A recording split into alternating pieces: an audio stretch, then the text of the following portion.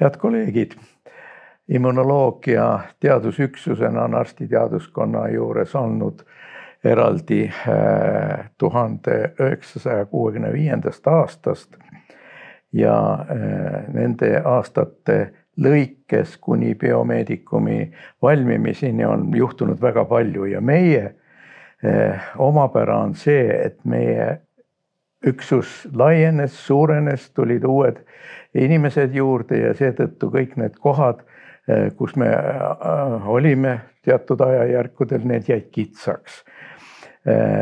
Olime alguses Veski tänaval, siis ühes ruumis, siis me pidime sealt ära tulema Toome sisekliinikusse, otsisime kohta, aga õnneks haigla juhtkond ja professor Salupere olid nii vastutulelikud, ütlesid, et meil on siin apteegi ruumid, apteek läks siit välja, kas te tahate sinna tulla? No siis me hakkasime seda ruumi endale, neid kahte ruumikest endale kohandama.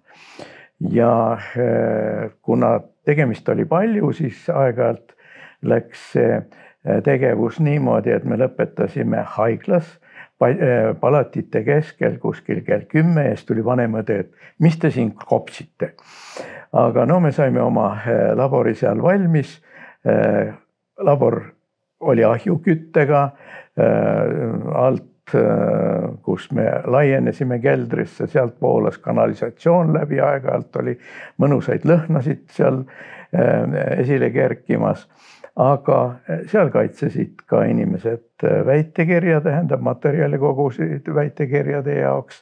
Ja ma arvan, et me olime üsna tublid, tegime isegi rakuimmunoloogilisi uuringuid ja nii edasi. Aga siis hakkas mõte Tartu ja Eesti juhtidel minema selles suunas, et Riigikohtu hoone võiks seal asuda. No me jätkasime oma tööd ja kui juba tolm hakkas ladestuma meie laudadele, siis vaatasime, siin jätkata ei saanud ja hakkasime uut kohta otsima. Ja pakuti isegi Tartu maja üürile mõningaid labori sobivaid pindu, 2 tuhakest.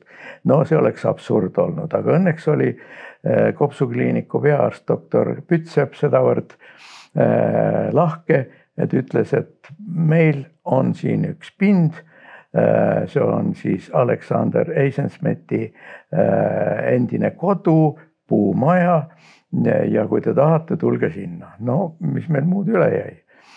Seal oli omamoodi tore. Talvel oli 13 kraadi sooja, suvel oli 35 kraadi sooja. Nii et no nagu need majad ikka, aga sealgi me jõudsime üsna palju ära teha. Aga kindlasti oleks jõudnud rohkem, kui meil oleks olnud veel paremad tingimused, seepärast et noored kolleegid olid väga entusiastlikud. Ja siis, kui hakkas tulema uudised, et võimalik, et ehitatakse prekliinilistele keskustele oma maja, biomeedikum, siis me olime innustatud selleks ja hakkasime ka sellele kaasa aitama igatpidi ja meil kaitsnud väitekirja Kalle Kisand, kes oli peale lõpetamist meil tööl. Tema oli valmis minema siis tervishoiuprojekti koordinaatoriks ja nüüd on professor siis. Ja no teisedki aitasid kaasa, mina olin aparatuurikomisjoni esimees, mis valis siis välja 50 miljoni Eesti krooni eest aparatuuri loodavasse biomeedikumi.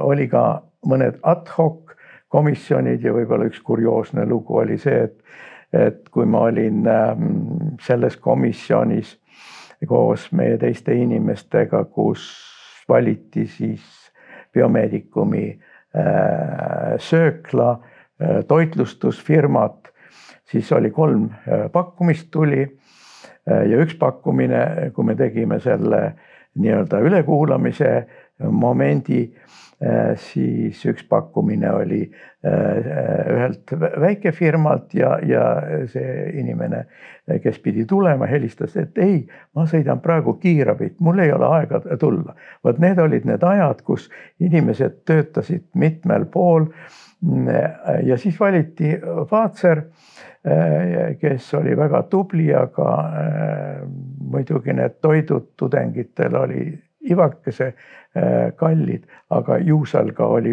ülikooli süü, et ülikool tahtis saada rohkem võib-olla sellest kasu, kui oleks pruukinud.